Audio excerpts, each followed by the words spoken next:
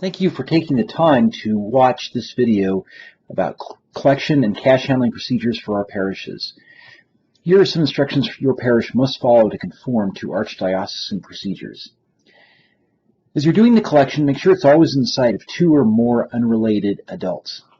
Ushers can bag it if they want, but it's not necessary in the back to do that. You can put it in a basket instead.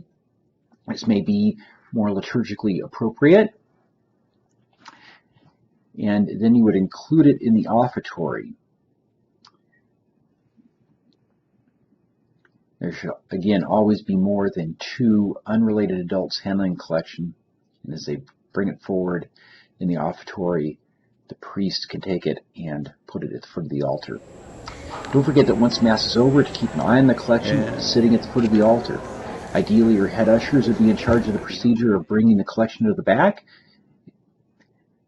Again, as long as the collection is always visible to 2 or more unrelated adults, this is sufficient.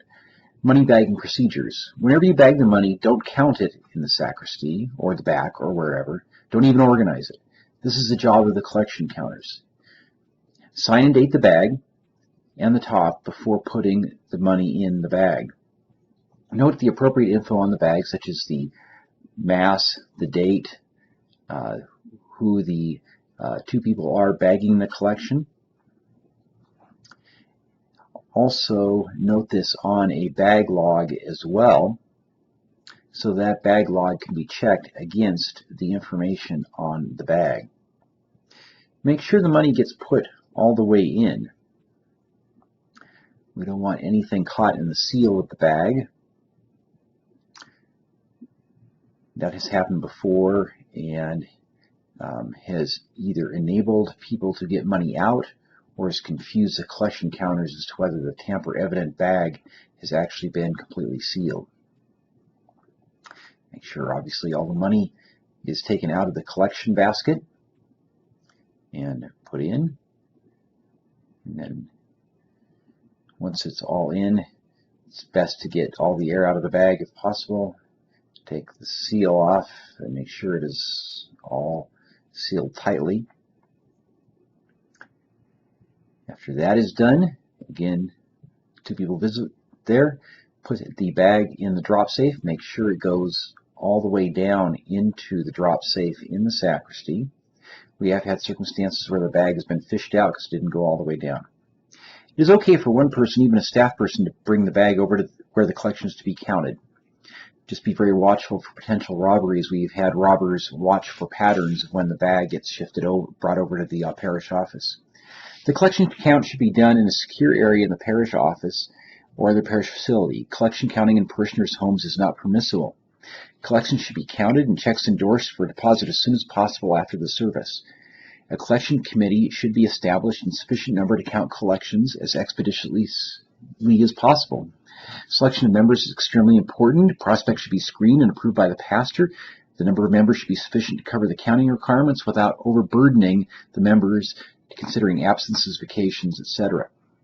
At least 2 unrelated people must be involved in this counting, and these persons should be rotated on a regular basis, and at least one of them should not be an employee. The cash counting procedure should be in writing and furnished to each member of the counting committee. When the bag is opened, it must be with 2 people present who are unrelated to each other.